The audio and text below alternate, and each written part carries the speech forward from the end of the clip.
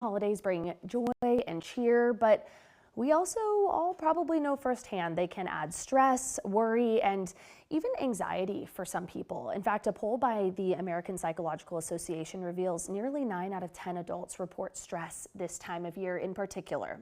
And according to the National Alliance on Mental Illness, 64% of people living with a mental illness say their condition can worsen around the holidays. Now, this extends to the more than 1 million veterans living here in Texas, but there are some pretty incredible resources specifically dedicated and tailored to those who have served our country. They're able to access them not only now, but year round. And so for a little more insight into what those resources are, we have some special guests today, and that is Brenda Keller here, a licensed clinical social worker and the Texas Veterans Commission's Veterans Mental Health Department Director, and we'll note an Air Force veteran herself. And then here on my left, Brandi, the Commission's Suicide Prevention Program Manager and an Army veteran. So thank you both for being here today. Thank you. Thank you for having us. It's incredible work that you all are doing with these different programs. As we mentioned, we know this time of year can be tough on nearly everybody in different ways, but talk about the different stressors or different ways you see pressure on our veterans in particular around the holidays. Definitely. So typically what we see for veterans around the holidays, as well as service members and their families, is a difficulty acclimating to some of the celebrations, right? We know that the holidays have a lot of fireworks, festivities, lots of fun, and different things going on. But this can be pretty challenging for a veteran or a family who's experiencing mental health issues. And talk to me just a little bit about how some of these resources are there waiting to assist through some of these times. Yes, at the Mental Health Department at the Texas Veterans Commission, we have a variety of resources for veterans across the state of Texas. So we do have, like Brandi, in the suicide prevention. We also have people who specialize in working with veterans who are experiencing homelessness. We have people who specialize in working with rural veterans who find themselves far outside of a city center.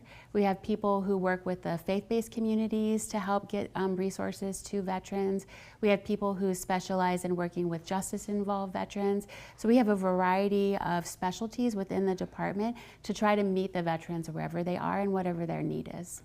It sounds like you guys are really spread out and, like you said, in those different areas. Why is that so important to meet veterans where they are instead of maybe asking them to come to one central location to receive these kinds of services? Well, Texas is giant, and so we know that veterans live all over the state, not just in the city centers. In fact, a lot of veterans choose to live in rural areas, and the majority of Texas is rural, right? The majority of our counties are rural counties. We want to make sure that people have access to the appropriate mental health resources no matter where they live. Brandi, I want to turn to you and ask specifically about the program that you're running right now. It sounds like you're just doing life-saving work, but talk a little bit more about what that really practically looks like day to day. Sure, I'd love to. So on a day-to-day with suicide prevention, what we do is really work at training the community as well as other agencies and providers in recognizing the signs for suicide prevention, suicide warning, and maybe if someone is getting close to a crisis. We also work at spreading outreach and awareness, as well as ensuring that folks know that we have the services available for them at a moment's notice. Really incredible. If you can, talk to us a little bit about what you've seen personally in the work and any successes or big wins for the program in helping our Texas veterans. Definitely. I'm sure Brenda has a few stories, but one that I think hits close to home for me is I'm originally from South Texas, and South Texas is definitely a rural area in some parts. And so I see our work with harm reduction and ensuring folks have a place to store things as something that's pretty particularly close. And so briefly, a veteran reached out to us who was needing assistance not only with housing and financial services, but mental health as well. And through connecting them to one of our peer service coordinators, we were able to help him with all his needs. Incredible to hear that. I imagine that a veteran or a family member of a veteran sitting at home hearing that, it gives them a lot of hope. But what message would you have for someone sitting at home looking ahead at the holidays ahead of them and thinking, oh, I'm just struggling and need somewhere to go? Do you have a message for those folks?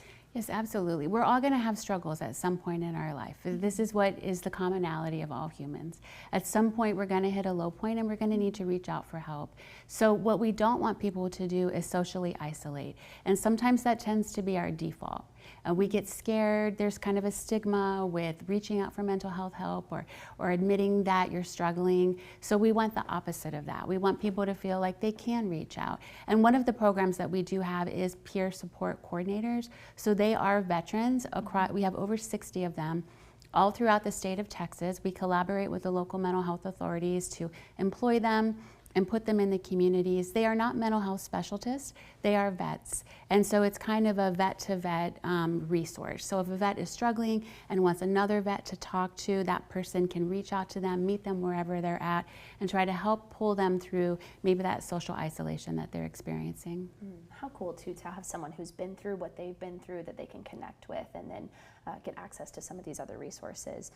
Thank you both for the work that you do. It's just incredible. We have loved getting to know more about the commission every week, and this work that you guys are doing really saving lives here in Texas. So we wish you luck through the holidays and a happy holiday to both of you. Thanks for being here. Thank you. Likewise.